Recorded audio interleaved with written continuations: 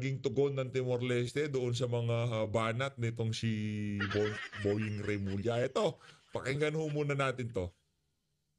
Dito ho muna tayo sa sa ganang mamamayan. Dito kay Sir Jen at dito kay Sir Nelson. Pakinggan ho natin to mga kababayan. Pinili ko yung mga mahalaga. Ha? Okay. Oo. Eto, ang sabi niya tungkol sa judicial independence and the Nako. separation of powers. Nako Dito po. meron kang dapat mapagtanto natin ito, ha? Oho. Lalo na ng Department of Justice, eh. Ako knowing Secretary Boying Remulla, well, ako personally alam ko matapang 'yan, pero kahit ito'y matapang, makatwiran ito at saka makatarungan ito. Pero para sabihin niya 'yan, Sec Boying, ewan ko lang ha. Parang sablay, ano? Medyo ako po bilang isang kaibigan niya, parang masasabi kong mapupuna ko sa bagay na ito. Kaya itong sinabi ang sumulat po nito ay si dating Foreign Minister Dionisio Babo Suarez. Parang Pilipino lang ah. Oo, Dionisio Dionisio Suarez. Suarez. Oo. Taga Timor-Leste talaga yan? Taga Timor-Leste. Parang Pilipino yan. Okay. Ang kanyang isang inakda dito, ang kanyang tinalakay tungkol sa judicial independence, Oh. sabihin yung hukuman, dapat independent yan. Hindi mo papakialaman, di ba? So, teka lang, ang tinutukoy ba? Baka naman may ibas ang tinutukoy. Yung tinutukoy ba yan dyan ay mga naunang pahayag ni Secretary Remulla at saka ng Department ng Foreign Affairs ng Pilipinas? Mismo. Ayun. Baka naman kasi kakumamya At saka mapapakinggan natin. Sige. Sige. Tungkol sa judicial independence and the separation of power. Oh. The separation of powers is a cornerstone of democratic system, ensuring that the judiciary operates free from interference by the executive or legislative branches. Mukhang dyan palang tinamaan na sila dyan eh. Oo nga. Di ba nung ipinipilit nila na ang judicial authority, competent judicial authority, DOJ, di ba? Marami nga napangiti doon. Ano lang yung DOJ, nasa pangalan lang ho nila yung justice, ha? Pero hindi ho sila sangay ng hudikatura, ha? Under ho sila ng executive. Under ho sila sa kapangyarihan nitong si Marcos Jr. Pagka sinabing competent judicial authority o competent judicial court, dadalhin ho doon sa pinakamalapit na regional trial court o yung korte na malapit doon sa lugar na kung saan kinidnap itong si Tatay Digong. Pero hindi ho nila sinulod yun. DOJ, hindi ho sila yung judicial competent judicial court, hindi ho sila yun. Ano ho sila? Department of Justice ho sila. Ano ho sila? Sangay ho sila ng executive department. Yun ha? Ang sabi niya, judiciary Kumbaga ngayon natututo na yung mga kababayan natin doon sa mga nasa executive, mga nasa judiciary, mga nasa legislative. Pa sa legislative wala na ho tayong aasahan yan. Pagka hindi natin naluklok yung 10 kandidato natin, naku, babalentong ho tayo sa susunod na 3 taon. operates free from interference by the executive or legislative branches. Okay. In democracies, judicial independence is sacrosanct. Mataas yan. Oho. Allowing courts to adjudicate case based on laws and facts rather than political pressure. Hindi na pwede pinipressure yung judiciary, lalo na kung political dahilan. Okay. Eto na. The Philippine government's apparent frustration. So talagang tinukoy ang pamahalaan ng Pilipinas ay Yung kanilang yung hindi pagkagusto, desisyon with Timor-Leste's judiciary raises concerns about how Manila interprets this principle. Ayun. Diba? Parang napaghahalata nga tayo. Parang hindi nyo alam yan. Parang yung independence ng judiciary at yung separation of powers. Ano yung sinabi ni Secretary Boying? Doon sa justice? Immature. Oo. Parang gusto nyo sabihin, teka lang, parang kayo yata. Kayo yata immature. Ayun nga. Yun na nga. Noong nagsalita yung official ng Timor-Leste na yon, laki hong sa dagok sa hindi lang ho sa ating judicial system, maging sa ating bansa, maging sa ating soberanya, maging sa ating pride bilang isang Pilipino na taas noo kahit kanino. Ngayon yung bansa sinasabi natin, maliit na bansa yan, hindi mayaman tayo dyan. Ngayon kulang na lang lecturean tayo pagdating sa sovereignty at pagdating sa paano aksyonan yung mga issue na kagaya nitong kay Tatay Digong at dito kay Arnie Tevez, no? Ito pa. Oh. Does it view, patanong po ito, Oho. does it view judicial independence as subordinate to executive decisions? Oho. Ba, parang tinamaan na naman tayo dito dyan. Yun, oho. Kasi yung ginawa nila sa dating Pangulong Duterte, parang ganito ha? Oho. Oo, does it view that judicial independence as subordinate to executive decisions? Sunod-sunuran ba ito sa pasan ng executive? Parang gano'n, no? Eto pa dyan. Oo. Ito na yung tusok na tusok. Oho. Particularly Lalong-lalo na, in international cooperation cases. nako po, bullseye ang tawag dyan. Bullseye. Bullseye. Hindi lang sa kaso ni Tevez to, Jen. Oo. Sa Bingo. kaso din ng dating Pangulong Duterte. Oo. Parang may patama na, di ba? Totoo. Pwede ba yon na ang mamamayani executive decision sa halip na yung judiciary ninyo? Oho. Lalo na kung international cooperation cases? Kasi yung Department of Justice, ano yun di ba? Oh. Executive Department yun, Yes. Hindi naman yung judiciary Yes. Oh. Eto pa. If so, such a stance could undermine Nako. the foundational democratic principle of an impartial judiciary. Oho. Naku. Di ba? Kaya nga nakapiring yung babae dyan, may hawak ng timbangan. No? Yes. Impartial ka dapat Yes. talaga dyan. Pagka hindi sinunod ito, parang nabaliwala nga yung impartiality ng hukuman, di ba? Oo. Ito pang tanong niya. Ito pang sabi niya, it is worth reflecting on whether Manila expects its presidency or government to influence judicial outcomes to align with diplomatic objectives. O, nadamay pa yung presidente dito. Nako, nadami pa nga itong si Bangag. Kailangan ba ng influensya ng presidente sa mga judicial outcome? Ha? The notion of the government initiating the courts contradicts the ideals of judicial autonomy and separation of powers.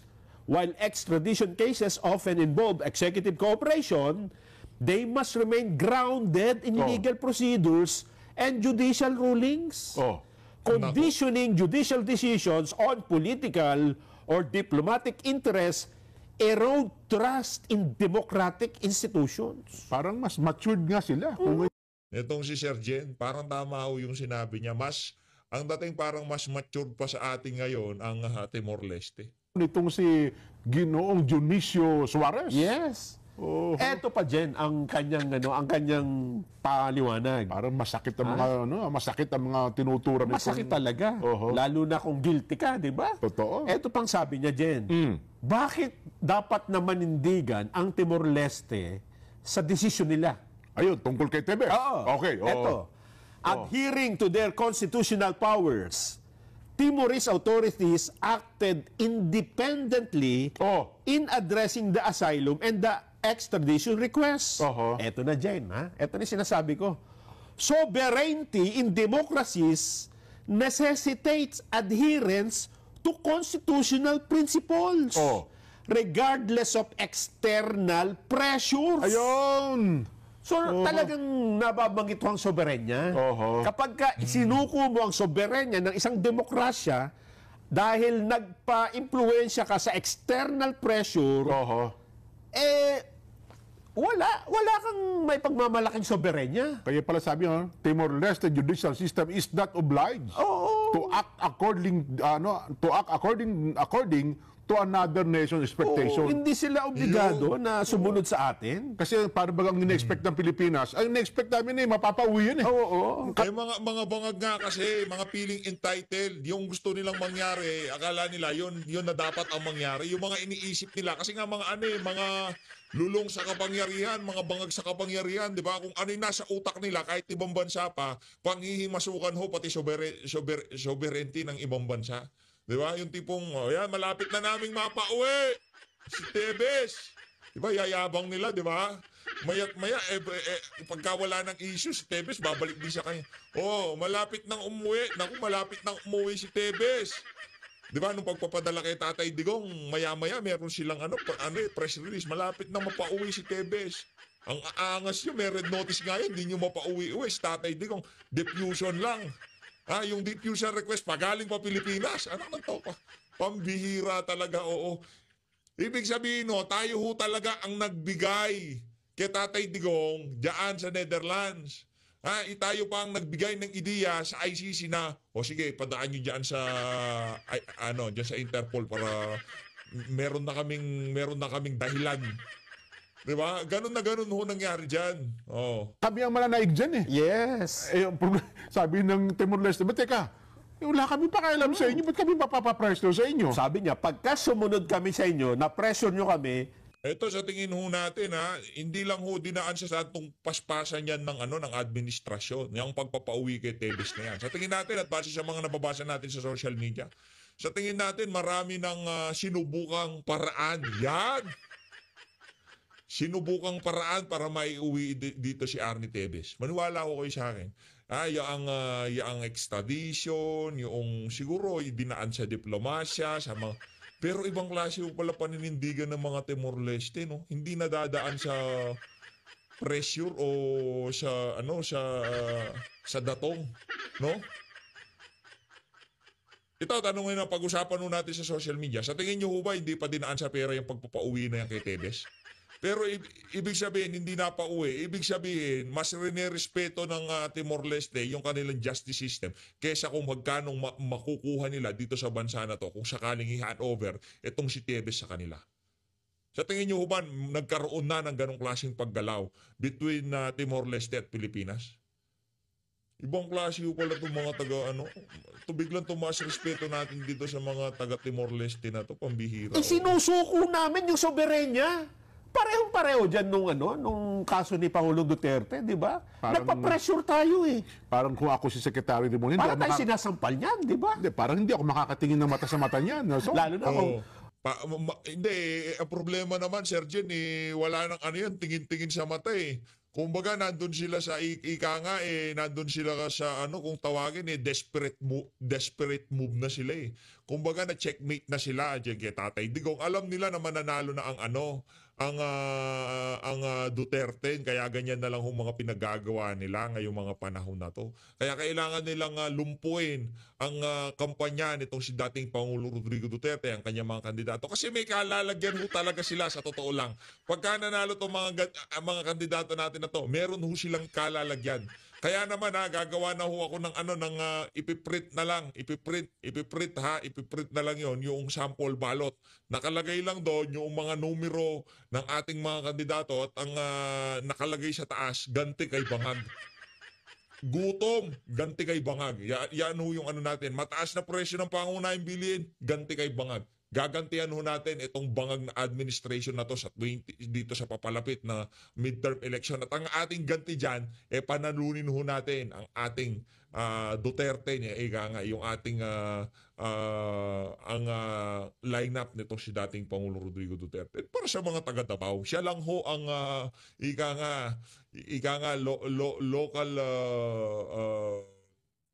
local candidate na ilinagay natin dyan sa ating mga larawan. Kasi special ho talaga yung si dating Pangulong Rodrigo Duterte.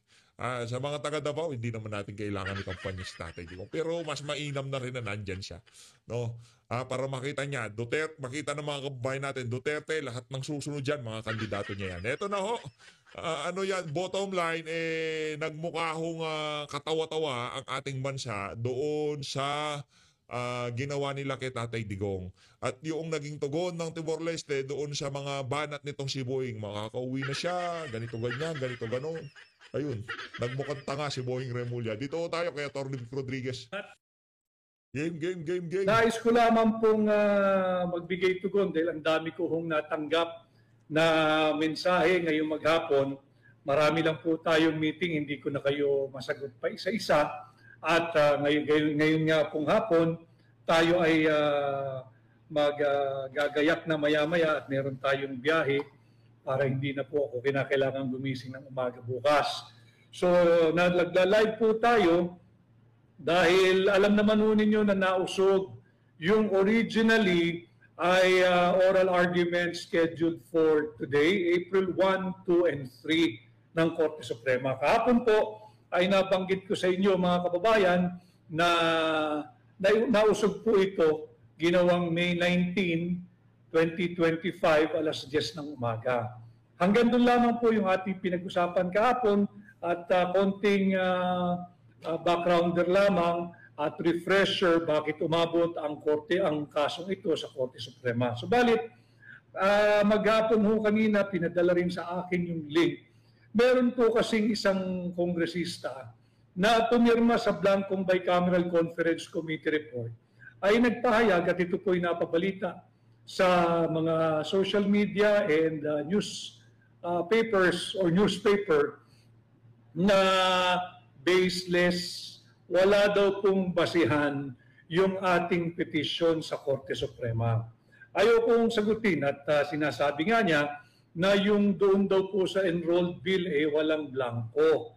At buong respeto ko po sa Korte Suprema, tayo po'y tumalima sa kanilang kind reminder. Hindi naman po gag order yun, kundi very, very Yun sinabi walang blanco Ito ho mga kababayan, nakita nyo naman doon sa ating thumbnail na meron ho talaga mga kababayan. kind and subtle reminder from Senior Associate Justice Marvic Leonen na aralin yung ating mga gagawing komento na hindi naman ito maging disrespectful sa court, hindi naman maging disrespectful sa process, at hindi naman maging parang conditioning the mind of the court to favor one party over the other. Hindi ho, naobliga lamang akong sagutin sapagkat sinabi pong baseless yung ating petition sa Supreme Court.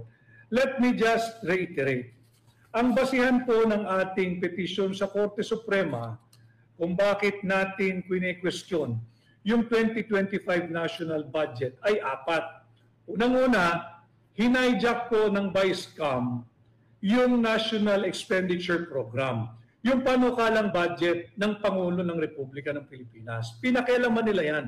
At talaga namang mangled beyond recognition yung ating 2025 national budget, way beyond the actual figures proposed and presented by the Office of the President. Una po yun. Pangalawa, unconstitutional dahil binigyan ng zero funding o zero budget, bokya, ang PhilHealth. Hindi po pwede yun dahil paulit-ulit kong sinasabi na bago po kayo makuha yung inyong pinaghirapan, tuwing kinsenas at katapusan, bawas na po yung inyong tinatawag na mandatory contribution para sa PhilHealth. Ito po yung pangalawang ground natin ng unconstitutionality, that there is no way that the national government can propose a zero budget. But honestly, hindi naman nag-propose ang gobyerno ng zero budget. Pinakialaman lang po ng Vice-Cam. Meron pong allocation pinanukala ang tanggapan ng Pangulo. Subalit, nung dumaan ito sa Vice-Cam, naging zero yung funding ng PhilHealth. So hinayjack nga talaga ng Vice-Cam yung NEP. Pangatlong ground po natin, higit na malaki po yung funding o allocation na binigay ng Vice-Cam sa public works. Bawal po iyan sapagkat malinaw sa ating saligang batas. Napakaraming provisions. But let me just center on two provisions of our Constitution. Both can be found in Article 14. First, Article 14, Section 5. Malinaw po dyan sinasabi na ang education sector shall be given the highest budget allocation or budget priority. Pag sinabi mong budget, pera yun. Budget nga Budget. Malinaw po sa Article 14, Section 5. Susugan pa po niyo yan ng Article 14, Section 1 na sinasabing right of every Filipino. Karapatan po ng bawat Pilipino to have full access to quality education. Full access po sa quality education at all levels. o sa lahat ng baitang o sa lahat ng grado. Malinaw po yan. So, yung patungkol sa education sector not receiving the constitutional directive to have the highest budget priority or allocation, violation po yan ng saligang batas. Panguli, itong nagbibida-bidahan po na kongresista, hindi ko na po babanggitin yung pangalan niya, masisira lang po yung araw ninyo. Masisira lang po yung araw natin pare-pareho at mapopromote lang yung kanyang walang kwentang party list na walang gawin kundi magbigay ho ng ayuda. Ano na natin? Pangalanan ko na, Attorney. Kilala naman niya ng mga tagapanood natin eh. Di ba? Yung taga-tira ng kaning bahaw dyan sa House of Representatives, si Jude Asidre.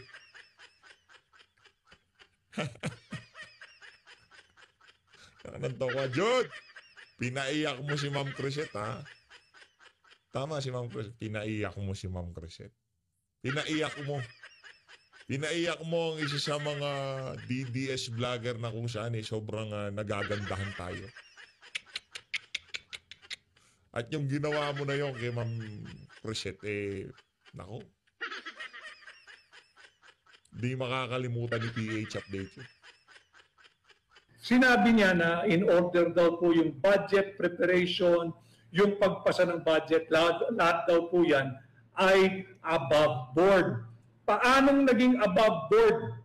Isa ka pa, miyembro ka ng Bicameral Conference Committee. Pumirma ka sa blankong Bicameral Conference Committee report. Kaya naman, again, with all due respect to our Supreme Court, sapagkat sinabi naman po sa maraming desisyon din, the media and the public has the right to know informations and matters concerning public interest. Such as, ano na ba ang estado nitong kaso natin for the declaration of the invalidity and unconstitutionality of the 2025 national budget.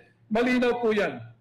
That the public has the right to have access to legitimate information on all matters that is imbued or invested with public interest without fear of any punishment or without subject to prior restraint.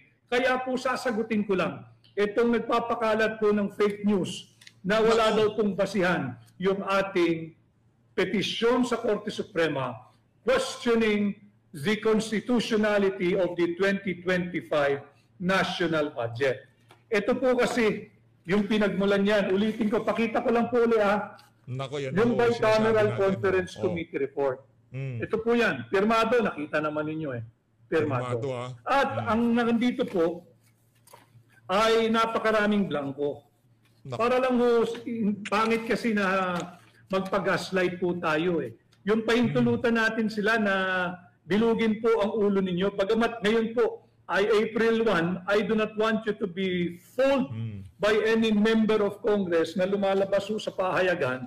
Ang mga yan, kahit hindi April 1, inaaraw-araw nila panluloko sa bayan ng Pilipino. Kaso hindi tayo hindi tayo ginugulat na joke lang. Hindi tayo na wala daw pong basihan yung ating petition pending before the Supreme Court. Ayun po, linaw-linaw, minarkahan ko na nga po, blanco Di ba? Blanco yan There are 18 items na blanco. Hindi ko na po ipakita sa inyo lahat. Just some, so that to refresh your memory at i-debunk po natin yung fake news ng magbabatas na yan. Nako, yan nga ba? Member po ng party list yan na walang ginawa kundi mamigay po ng ayuda. Tatalakayin din natin bakit bangkarote yung title natin ngayon. Bangkarote sapagkat makikita naman natin kung ganito ang uri ng ating mga mambabatas, mga kongresista at senador, nagpapasa po ng 6.326 trillion national budget base sa blankong Bicameral Conference Committee report, hindi po malayo na mababangkarote tayong mga Pilipino. At pag wala na po tayong pera, mangungutang po ang gobyerno. At pag nangutang po ang gobyerno, babayaran po natin yun. Babayaran po natin yun sa pamamagitan ng ating mga buwis. Ito pa para lang makita ninyo. No? Para lang makikita ninyo. And then of course, I'll go now to the page na pirmado ho nila kahit punong-puno po ito ng blanco. Sabi ko nga lagi, siksik, liglig, hitik, umaapaw sa blanco itong Bicameral Conference Committee report. At kaya Hindi, ano daw, wala daw blanco yan, di ba? Unang birada. Walang blanco yung Bicam. Nung lumabas yung mga ebidensya, hindi, ano kasi yan, ganito ginawa dyan. Ministerial na lang yan. Yeah. Yung mga staff ng committee ng APRO, dyan sa finance, sila na naglagay. Wala pa rin silang lusot. Bawal ho pala yun. Dapat dumaan pa ng plenaryo. Mga ano ho talaga sila, mga manluloko. Yung yung ginagawa ho nilang kababuyan sa sambayan ng Pilipino, ano ho yan, kumbaga nakalista yan sa ating mga kababayan. Kaya pagkadating ng dito sa papalapit na midterm election, gantihan ho natin sila. Karamihan ho sa mga kandidato natin, mga walang pera ho yung mga yan eh. May pera naman yung mga milyonaryo yan, merong pera yung iba dyan, mga mayayaman yung mga yan. Kaso, hindi naman kasi pagka ang isang kandidato, naglabas ng, talagang sandamukal na pera yan. Anong gagawin nila pag naupo sila? Kagaya ng mga kandidato ng alyansa, di ba? Saan gagawin nila pag nakaupo sila? Di ba? Kaliwat ka ng billboard. Talagang kahit saan kayo malingon ngayong mga panahon na to, makikita nyo pagmumukha nila. Pero, nasa baba pa rin sila kahit na anong gawin nila, no? Kaya okay na rin na tayo ang magtulong-tulong para ikampanya itong mga kandidato na to. Para siyempre, ramdam nila na talagang dapat silang maglingkod at hindi nila kung yung utak ng mga politiko ng mga naunang panahon pagka gumasta sila, kailangan nilang mabawi yan pagka naupo sila.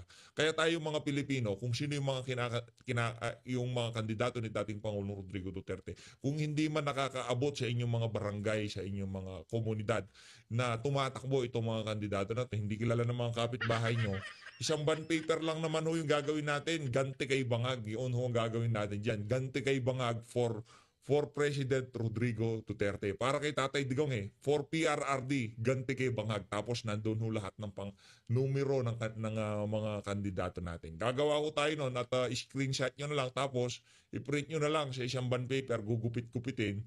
Pag kami papasok na yan ang mga ganti natin yan kay Bangag, di ba? Wala nang babasahing pangalan, yan na, basta shade na lang yan, 56 o 34, automatic na ho yan, ika nga, di ba? Sa mga taga Davao, number 2, ganun lang ho yun.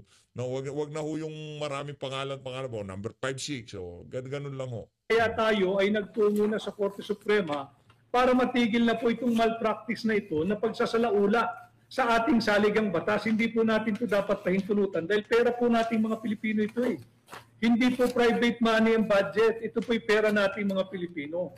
At yun nga ho, sa kabila ng panay-blanco itong Bicameral Conference Committee report, ito po'y pinirmahan ng mga miyembro ng Bicameral Conference Committee. Tungo po tayo rito Isa na. At napakaraming pahina. Although I folded those that are relevant to the case and to my public discourse with you, wala Anyway, naipakita ko na po sa inyo itong mga blankong ito at pinirmahan po nila yung mga signature page and this final approved, ratified, and filed Bicameral Conference Committee report, na-file po yan December 11. Na-file po yan sa House of Representatives Bills and Index Service. Kahit po ito ay blanco, pinirmahan po ito ng mga miyembro ng Bicameral Conference Committee report mula sa Senado. Kaya nga po yung notice kahapon ng Korte Suprema, pinatatawag po at hinihingi ang presensya ng chairman ng Committee on Finance ng Senado na si Senadora Grace Poe. On the part of the House of Representatives, pinatatawag din po ng Korte Suprema at required ang presensya ng Congresswoman po ng Marikina, yung Stella Kimbo. Yung nagsabing wala daw pong blanco nung simula. Ano daw anong tawag dito? Required. Kailangan mong humarap, huwag stop ang pahaharapin nyo dyan. Sana yung pagiging barumbado ng administrasyon na to doon sa ginawang hearing diyan sa Senado kaugnay doon sa pangkidnap kay Tatay Digong, yung pagiging hindi nila respeto sa co-equal branch nila, di ho nila dalhin diyan sa Supreme Court. Pagka sinabing dumalo, baka sumulat si Bersamin, no? Di pa hintulutang, baka sumulat si Tambaluslos, no? Di pinahintulutan itong si yaang si Kimbo na dumalo dyan sa oral argument, kaugnay dyan sa dapat maideklara ho talagang unconstitutional yung budget na yan para hindi na pamarisan kasi sa mga susunod na budget yan mapapalusutan pala natin. Hindi pala idideklara ang unconstitutional ng Korte Suprema. Okay lang. Pero ito basa natin, wag naman sanang yung mga makakarinig sa atin na taga-Korte Suprema. Dito sa totoo lang, kumbaga base rin ito sa mga nakikita kong comment diyan sa baba. Sana mali kami, sana tama kayo. Sana mali kami na ang ating hudikatura independent pa rin mapahanggang sa ngayon. Wala pa rin pinapanigan. Yung tipong kung anong interes ng sambayanan, yun pa rin ang kailang itinutulak. Kasi doon sa issue nito kay dating Pangulong Rodrigo Duterte, laking sampal ho sa pagmumuka ng ating judicial system yung ginawa nila kay Tatay Digong. Nalahad ho lahat yun doon sa hearing nitong si Amy Marcos. Sana dito sa isa na to para sa Korte Suprema, wag nyo na hong damihan ang dagok o pwedeng sabihin sa mga susunod na panahon pwedeng isumbat sa inyo na sambayan ng Pilipino. Aksyonan nyo ho itong petisyon na to base sa kung ano ang kakabuti o paborable sa interes ng sambayan ng Pilipino. Hindi siya pinangungunahan, hindi kung ang kung ang kanilang kung ang kanilang magiging desisyon walang nalabag, okay lang yung kulang-kulang na BICAM report, sila na lang maglagay diyan. Magagawa natin. Ganun talaga ang appreciation nila sa mga ilalatag na ebidensya ng mga petitioner dito kay Attorney Vic at dito kay Congressman Isidro Ungab. Wala tayong magagawa. Pero pagka yan, diniklarang unconstitutional, may pag-asa pa ho sa bayan ng Pilipino. Tingnan natin. Marbigilyonin yan Di mo natin alam kumbaga ito meron lang naman ho tayo. Di ho tayo petitioner, hindi ho tayo konektado kung kanino pa man. Dito kumbaga na isang ordinaryong Pilipino na kung saan ilinalabas ang mga saloobin sa social media. At tayo dito sa PH Update, hindi ho tayo batas militar kagaya dyan sa House of Representatives na walang comment section. Dito kung merong mga kontra-argumento, binabasa naman ho natin yan. Lalong-lalo na yung mga nagmamine, di ba? Yung mga nagmamine ng ating ibinibenta. Hindi ho natin binibenta. Baka i-splice yung video natin, Nagmamine sa ating mga ipinamimigay. Ship free delivery. Ayan, di ba? Yung mga mahilig mag-check out, alam mo nila yon. Para ho tayong naka 4 2024, 2025. Di ba merong mga pa-promo pagka